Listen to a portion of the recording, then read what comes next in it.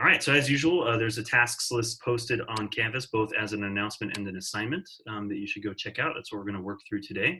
This is our second to last class meeting, pretty crazy. Just checking in about Rube Goldberg, which we talked about, and make sure you're keeping track of grades and missing assignment stuff as well. Please reach out to me if you need help on anything. Homework was the Ed Puzzle video, which I'm seeing we had just about 11 responses or so to. And so I just want to look over that really quickly. So what kind of eaters are we going to be sending to Mars? Vegans and vegetarians. Yeah, meat growth is not going to be a realistic thing to achieve once we're over there. So, and it looks like a lot of you had some good guesses about the top crops, the top 3 crops that are eaten globally. Sort of funny that we think of potatoes a lot of the time. Potatoes actually don't end up being in the top 3. But why do you think we eat so few varieties of plants? Because we're eating like meat and like other processed food, I guess. Yep, that's one reason. Looking over some of your responses here, yeah, there's definitely a difference in what's grown or not, but Nadia in particular seemed to hit it pretty well that we're picky eaters.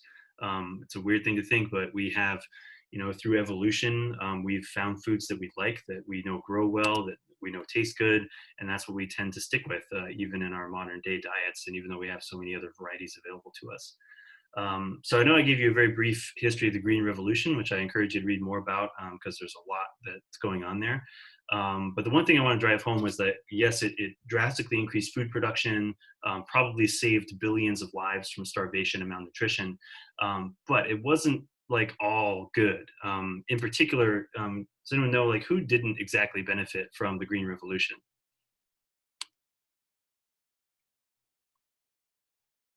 Anyone remember from the video? It was like smaller farmers, right? Like people who didn't have enough money to like genetically modify some organisms. Yeah, so if you didn't have the money to buy the seeds, if you didn't have the equipment, so like large farms that had these giant combine harvesters that could really quickly harvest a field to replant it, that could spread fertilizer super easy, that had workers that could do that, that worked great, right? That drastically increased production for these industrial farms. But yeah, subsistence farmers in Africa didn't really have access to huge amounts of fertilizer or could afford to buy these seeds. So it's improved a little bit since then, but we're kind of seeing that inequality. And so sort of an interesting ethical question to think about, well, is that the same thing that's happening in space now, right? Who gets to colonize Mars? Is it only the rich and developed nations?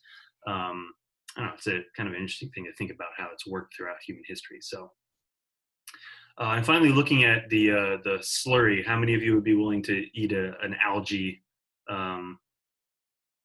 I guess like a soylent is what I talked about. We're going to learn more about soylent today, but it looks like most of you are saying like you would be somewhat willing to do it, but not permanently like all the time. We'll discuss more of that today. I'll have you watch a little soylent thing. So any other questions or comments on that homework? Hi, Kenson. How are things in San Francisco? Good. Yeah. All right. So there's a quick do now I'd like you to work on. This is step number 3 on the tasks list. There's 2 Ed Puzzle videos that you're going to watch. One is fiction. It's a scene from a sci-fi series called The Expanse. It's about space travel, though. And then one is the reality. It's a short little video about the current SpaceX mission, which is hopefully going to launch on Saturday or might be delayed a little bit more. We're going to time this for 10 minutes just to complete those 2 Ed Puzzles. If you can't get Ed Puzzle to work, I posted just the videos down below. So take 10 minutes to do that, and let me know if something doesn't work or you're not sure what to do. Go for it. If you're looking for something to watch in quarantine, if you're running out of shows, I recommend it. It's a very good sci-fi show, and the book series is also excellent. If you're a Game of Thrones fan, the book series is written by the assistant writers to George R.R. Martin. So guys who've also worked on Game of Thrones stuff. But so in The Expanse, humans have colonized space, and this is sort of a brief little fake history of the colonization of Mars. And anyway, it's just kind of interesting that in addition to making crops and food, what else are Martians eventually, if we're going to send people to Mars, what else are they going to have to start making if we're going to perpetuate our population? Children. Babies. Yep. So we're going to have to send fertile people as well off to Mars. So that's what that show is initially referring to. Beyond there, again, it's all science fiction. But the point is that this guy creates an engine that is very fuel efficient and very powerful. But why in this scene, and this goes back to some of the earlier physics stuff we learned about, why wasn't he able to reach up and press the emergency shutdown button on his little spacecraft? Like the G's that he was pulling were too great for him to move. And remember what G's were in reference to? What do they mean by G? 1G, 2G? It was like the acceleration that like was pulling him back, and then he was like kind of like stuck in the chair. Yep. I guess you could say. Yeah, so in essence, he's creating gravity, right? They call it thrust gravity. And you guys have experienced this too. If you've ever been in a really fast car that accelerates, or in an airplane as it takes off or slows down, and you can feel that sort of motion as your body moves. A G refers to gravity. So as far as I understand, you're all experiencing 1G right now, right? That's normal. But if you go to 2Gs or 3Gs, that means you've increased your apparent weight, right, on yourself. And so that's what's happening. If you look at the little screen, he gets up to like 3Gs, 4Gs, 5Gs. That means his body weighs 5 times as much as it normally would on Earth. And so he's unable to even lift his arm to try to press a button. Why is that going to eventually kill a person if you were to stay under high Gs for a long time? Like crush your lungs or something. Crushes your lungs. Does anyone else know, like, how does oxygen get to your brain? Doesn't and it things stuff like that? your arteries or something like that? Yeah, your heart can't pump the blood against it. So yeah, you're not going to be able to breathe. Your lungs are going to be crushed, but also your circulation is going to get interrupted, and you'll have a stroke or a heart attack or something like that. So yeah, not very good. Now, that's all science fiction. However, there are currently 2 astronauts that are getting ready to be launched into space by SpaceX. And are they also going to experience high Gs as they take off from our planet? Yeah. They are. And that's something that those astronauts have to train in, right? They have to be trained to not pass out as a result of that, so that they can take emergency control if they need to. So hopefully the launch will happen this Saturday. We'll see. I don't know how long it's been, how many years since we've launched astronauts from the US. 9. 9 years. Basically, NASA got defunded in 2011. And we haven't launched anyone since then. We've had to go to Russia to launch astronauts. Does anyone know what they call astronauts in Russia? In Russia, they refer, Cosmonauts. Yes, cosmonauts, because they're sending them to the cosmos. So they call them cosmonauts. Let's see. What was another thing to highlight from that video? But yes, hopefully all that launch goes well on Saturday. Where are they headed? ISS. Yeah. Yep, International Space Station. So in reality, this is more of almost kind of a test flight. Like, this is SpaceX's opportunity to prove itself, because the goal of SpaceX is to commercialize launches. Now, does anyone know what they mean by that? What does it mean to commercialize launches? Like people pay to go up to space. Yeah, you don't have to be a trained astronaut anymore. If you've got the money, they'll put you through a little training. They'll strap you in the seat, and you can go up there if you wanted to. Now, granted, I'm sure it's going to cost a lot of money, so we're only looking at the wealthy heading up there right now. But the idea is to get more and more humans into space, and the moon is their sort of short-term goal. Does anyone know what their long-term goal is? And Elon Musk has talked about this. Mars.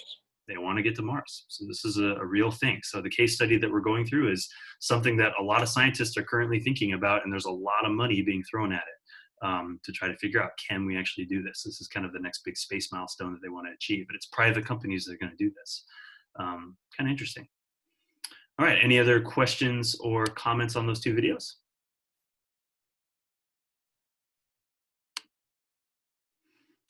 All right.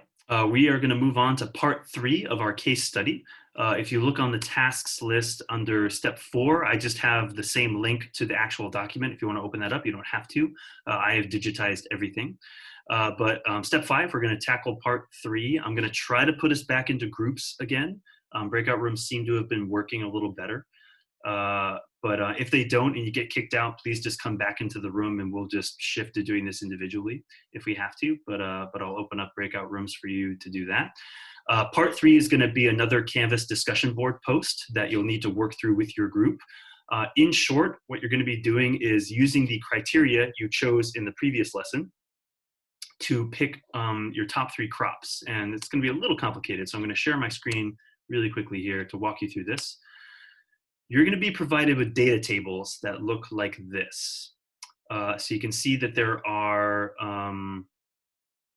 13 crops that you can choose from: corn, rice, oats, barley, potatoes, wheat, and so on. And these data tables contain information about those 13 crops. So you see the crops are here on the left side: corn, rice, oats, going down, and it repeats corn, rice, oats. And then what's going across is the criteria. Now, you don't need to look at all of them. You only need to look at the 5 criteria that you chose in our previous lesson. So you got to think back to which 5 criteria you decided were the most important. Those are the ones you're going to use to figure out, well, then what are the top 3 crops according to your 5 criteria that you should bring. And they keep it simple. They rate everything as either high, medium, or low. So high yield, medium yield, low yield, or high amount of water use, low amount of water use, or medium amount of water use. So those are the things to consider. Again, only consider your 5. Now, I think, did we do the 5 criteria part individually or is in groups? I can't remember. Individually. You did individually. So back in your groups, you are going to need to kind of come to an agreement, because I know you all did it differently. So the first thing you should do as a group is try to come to an agreement on what are the 5 criteria you want to use as a group. So maybe look at what each of you selected and see if there's any overlap, and then quickly debate what the other ones are going to be. But try to come to a consensus on the 5 criteria to use, and then use those to pick the 3 crops. There are instructions in the Canvas post as well. Timers, we're going to dedicate about 20 minutes to this. Hopefully it won't take more than maybe 15 minutes in reality, but I'll come check in with you as you work on it. So, Question. Yeah. So as far as water usage, I'm pretty sure on when it was just like talking about like general like information about the mission, it said like there was plenty of water on Mars and like Yeah, you can assume that water isn't in short supply. The thing to think about is just how much water, if you got 1,000 acres, you have to water that whole thing. And so the thing is, though, if you have one crop that has high water usage and another one that has high water usage, it's going to be, the tricky part's going to be trying to water both of those crops at the same time, and also just the physical application, right? Getting people out to water the plants or setting up sprinklers to water the plants. I think that's the hard part. Yeah, water isn't a limited resource, I would say. You're going to be able to recycle it. It's more just the labor of applying it. Right. So, all right, breakout rooms are open. Hopefully this works. And let's go for it. Did we lose somebody? No. Okay, we're good. All right.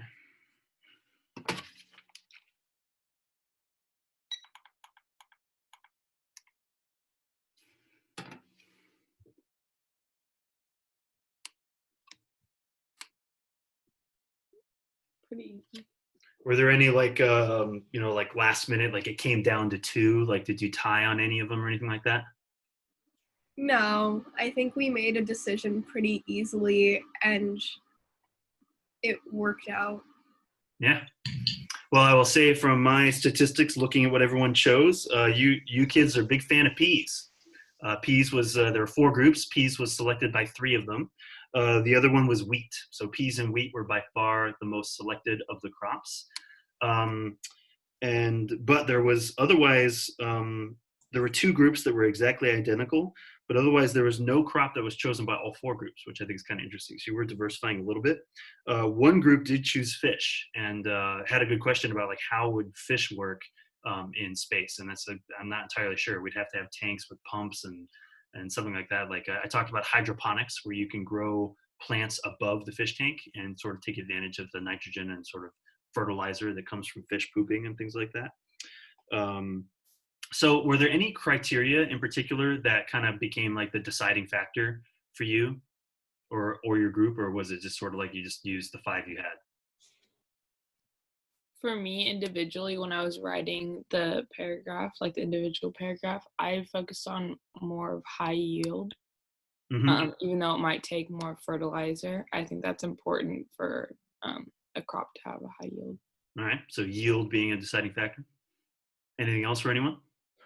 I thought like personally, as far as I wanted like calorie intake and like different aspects of like what we take in, and then like the amount of time it takes to grow, and then like I looked at efficiency, but then I put that like as high because just to exist.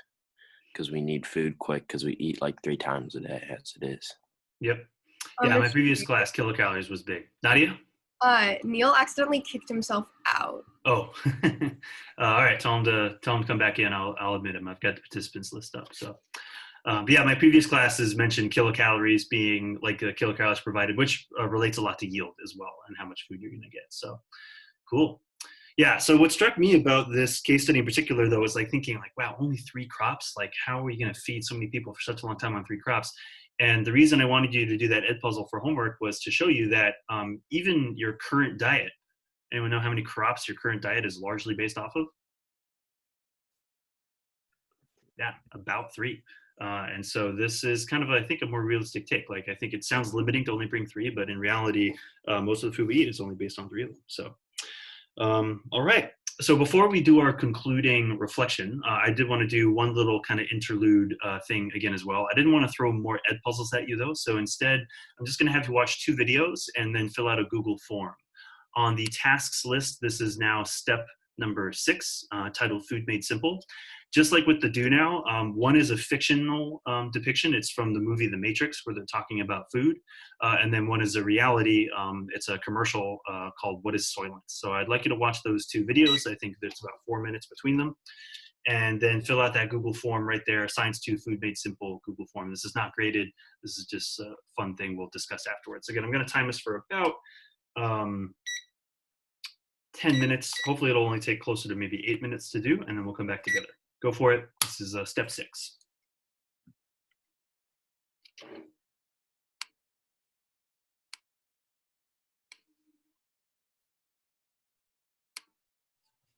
Hi. Welcome back, Sorry. Neil. I Yeah, don't know what Nadia's kept us updated, but glad to see your internet's working. We just watched the 2 videos, step 6, little interlude thing, so you're welcome to do that on your own if you want later, though this isn't graded. It's just for discussion purposes. So, Okay. So how many people have seen The Matrix? Old Keanu Reeves, Carrie Fisher, or forget her name, movie. Not many. Again, another movie if you're looking for something to watch and you like sci-fi. It was a big deal when it came out.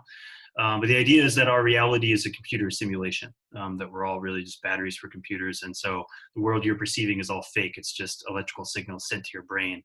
And you're seeing a scene where these are people who've escaped that. And so they're kind of they're debating about taste of food and the idea of like, what if the machine's got it wrong? What if like what we think of tastes like tuna, it doesn't taste like tuna? It's a bit of a mind bend. But they're eating this slop, which is essentially, as that character says, it's everything the body needs.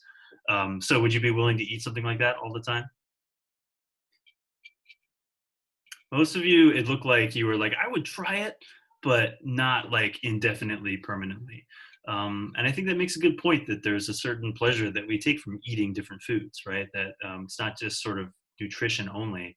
And that's something that I think they're learning about astronauts, that if you want to keep astronauts healthy, okay, yes, you can feed them a slurry, but if you want to keep them happy and emotionally intact, then you're going to need to diversify your foods. There's comfort in eating these foods that are familiar.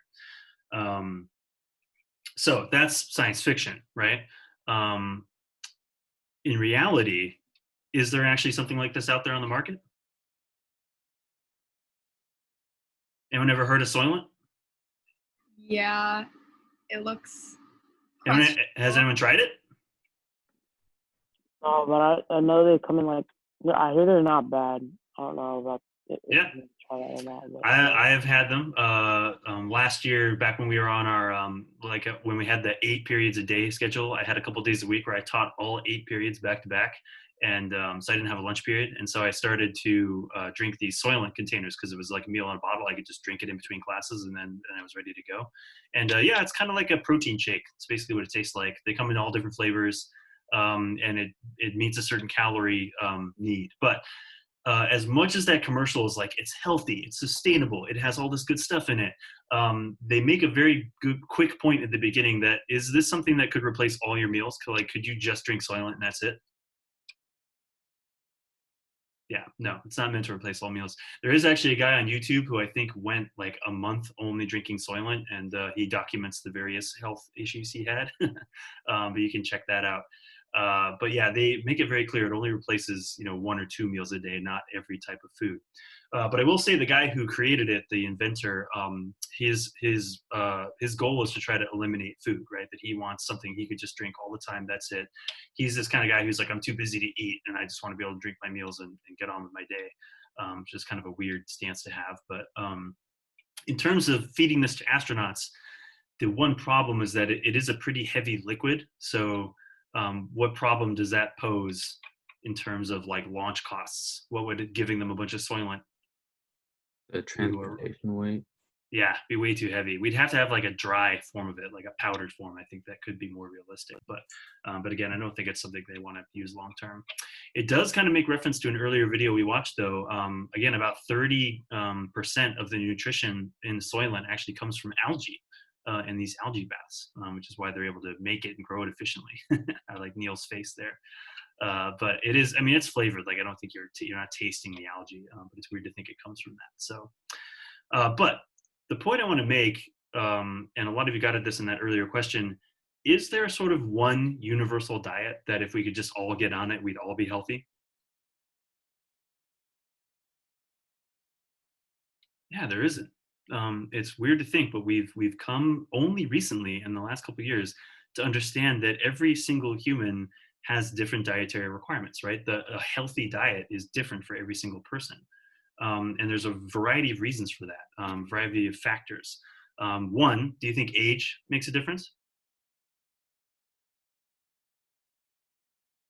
I am realizing it right now. I am in my mid-30s now. I cannot eat like I did as a teenager and get away with it anymore. That's for sure. Like my metabolism has definitely changed. What are some other factors? I mean, I know my friend's mom did this thing where she got her blood type tested to have like a diet prescribed to her that would be good for her body because of her blood type. So I'm guessing that kind of plays. Yeah. Blood type could play a role. So we got blood type, age. What else? Like allergies. Yeah. So what allergies you have, how your immune system responds. We're finding more and more that people are actually gluten intolerant, and that a lot of health issues people are suffering is because they have an undiagnosed allergy that they didn't realize they had. What about activity level, fitness level? Do you think that makes a difference? Definitely, right?